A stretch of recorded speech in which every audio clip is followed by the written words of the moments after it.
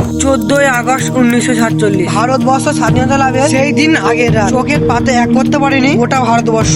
আর আজকে ভিডিওতে আমি কথা বলবো সেই 14ই আগস্ট তারিখটাকে নিয়ে। সেই তারিখের সঙ্গে জুড়ে রয়েছে হাজার হাজার মানুষের কান্না, হাজার হাজার মানুষের রক্ত, আবার একই সঙ্গে হাজার হাজার মানুষের বাঁধন ছাড়া আনন্দের সাক্ষী। 1947 সালে 14ই আগস্ট তারিখটা ঠিক কি হয়েছিল সেই দিন, এই গল্প জানতে হলে তোমাদেরকে শুনতে হবে একটা পুরাতন ইতিহাস। 15ই আগস্ট 1947 স্বাধীন ভারতবর্ষের প্রথম সকাল। সমস্ত ভারতবাসীকে এমন একটা সকাল উপহার দেওয়ার জন্যই ভগৎ সিং থেকে শুরু করে নেতাজি সুভাষচন্দ্র বসু আর সকলে শেষ রক্তবিন্দু অব্দি লড়াই করে গিয়েছিলেন। আর এমন একটা সকালের জন্যই হাসতে হাসতে ফাঁসির মঞ্চে পা রেখেছিলেন শহীদ ক্ষুদিরাম বসু। কিন্তু এই সুন্দর সকালের আগেই ভারতবর্ষের বুকে এমন একটা রাত নেমে এসেছিল। এই রাত ছিল ভারতবর্ষের কঠিনতম ঐতিহাসিক রাত। একটা রাতের মধ্যে ভাগাভাগি হয়ে গেছিল মানুষের সমাজ, সংস্কৃত, সম্পর্ক।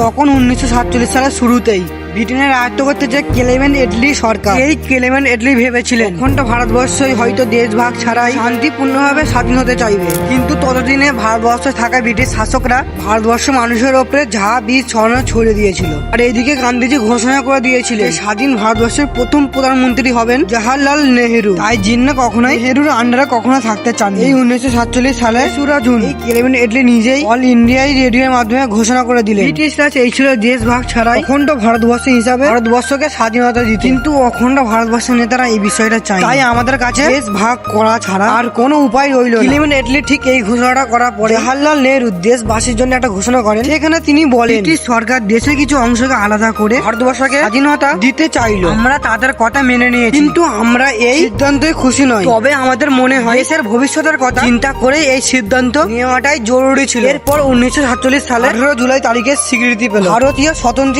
অধিনিয়ম। এই অধিনিয়ম অনুসারে দেশ ভাগকে বাস্তবায়িত করতে লন্ডন থেকে ডাক পড়লো স্যার সিরিল র্যাডক্লিফের। তবে অবাক করার কথা হলো র্যাডক্লিফ আগে ভারতবর্ষ কখনোই আসেনি, অথচ সেই মানুষটা অখণ্ড ভারতবর্ষ মানচিত্রের একটা ডাক টেনে দুটো দেশকে আলাদা করে দিল। কিন্তু একটা সত্যি কথা বলুন তো, মানচিত্রের একটা লাইন টেনে দুটো দেশকে আলাদা করে দেওয়া কি সম্ভব? এই দেশ ভাগের আগুনে কিন্তু কোনো ব্রিটিশ শাসক অথবা বড় বড় মানুষদের পুড়তে হয়নি, পুড়তে হয়েছিল আমার আপনার মতন সাধারণ মাতাবাদী লক্ষ লক্ষ মানুষদের নিজেদের ঘর বাড়ি জায়গা জমি ছেড়ে চলে যেতে হয়েছিল অন্য দেশে। যাত্রার পথে কিন্তু অনেকে মারা পড়লেন, অনেকে চিরজীবনের মতো আলাদা হয়ে গেল, রাস্তাঘাটে পোকা মাকড়ের মতো জীবন কাটাতে বাধ্য হলো সাধারণ মানুষ। তাই দেশ ভাগের যন্ত্রণা একমাত্র তারাই বোঝে যারা নিজের চোখে এই দৃশ্য দেখেছেন বা অনুভব করেছেন। টালমাটাল পরিস্থিতিতে তারা সিদ্ধান্ত নিলেন 1947 সালে 15ই আগস্ট তারিখে ভারতবর্ষকে আনুষ্ঠানিকভাবে স্বাধীন হিসাবে ঘোষণা করা হবে। তাই জওহরলাল নেহেরু এবং সর্দার বল্লভ ভাই প্যাটেল মিলে মহাত্মা গান্ধীকে একটা চিঠি লিখলেন। সেই চিঠিতে 15ই আগস্ট গান্ধীজিকে দিল্লি আসার জন্য অনুরোধ করলেন নেহেরু। কিন্তু ততদিনে দেশ জুড়ে আর একটা অন্য অশান্তি শুরু হয়েছে এবং সেটা হলো হিন্দু ও মুসলমান সাম্প্রদায়িক হিংসা। এই সাম্প্রদায়িক হিংসার আছে কলকাতা সহ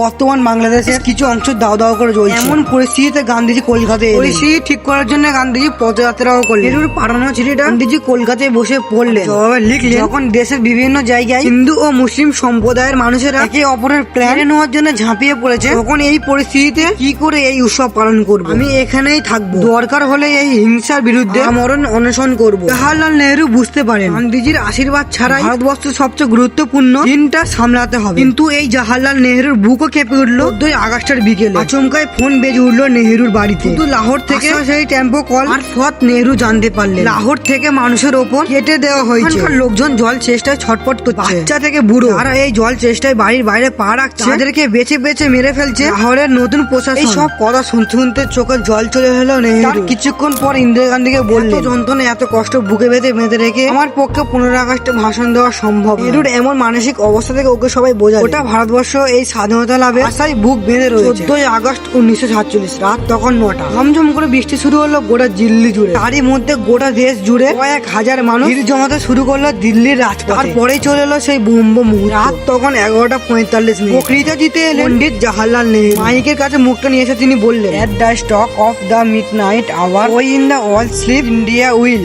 awake to life and freedom. আর নেহেরুর এই বক্তৃতা আর সরাসরি প্রচার হলো ভারতবর্ষের কোনায় কোনায়। প্রায় 200 বছর ধরে চলা ব্রিটিশ শাসনের অবসান হয়ে সেদিন যেন মধ্যরাতে আকাশ আলো করে উঠলো স্বাধীনতার সূর্য। তারপরেই এই শহর কলকাতায় মেতে উঠলো স্বাধীনতাকে স্বাগত জানানোর উৎসবে। 14ই আগস্ট দুপুরবেলা থেকেই মোটামুটি বিভিন্ন জায়গা থেকে ইংরেজদের পতাকা নামিয়ে টাঙানো শুরু হয়ে গেছিল ভারতের জাতীয় পতাকা। আর গান্ধীজি সেদিনও কলকাতায় ছিলেন। তাই বিভিন্ন শোভাযাত্রা থেকে স্লোগান উঠছিল হিন্দু মুসলিম ভাই ভাই। সেদিন সন্ধ্যেবেলা থেকে মিষ্টি বানানো শুরু করে দিয়েছিল ময়নারা। আলোর মালায় সেজে উঠেছিল এসেছিল পুরো গোটা শহর জুড়ে। বাঁশ আর কাপড় নিয়ে সারা সন্ধ্যে ছোটাছুটি করছিল ডেকোরেশনের লরি। তাই যাদের বাড়ি রেডিও ছিল তাদের বাড়ি তৈরি হয়েছিল লোকেদের জটলা। অনেকেই আবার বারান্দায় জ্বালিয়ে দিয়েছিল এই রেডিও, যাতে গোটা পাড়া জুড়ে এই জওহরলাল নেহরুর এই পিচটা শুনতে পাই। প্রিন্স উইন্স ডেস্টিং শেষ হতে মানুষের চিৎকারে কেঁদে উঠলো সারা বাংলা। পাড়ায় পাড়ায় বাজতে শুরু করেছিল শঙ্খ, সানাই, ইয়োগাল সহ আরো কত। আর তখন সবাই অপেক্ষা করছিল কখন 15 আগস্টে ভোর হয়। আর ভোর হতে শুরু হলো মানুষের বাঁধন ছাড়া উদযাপন। গলিতে, প্রতিটা রাজবাড়িতে ওকে লোক আর জাতীয় পতাকা হাতে করে নিয়ে যাচ্ছে সব।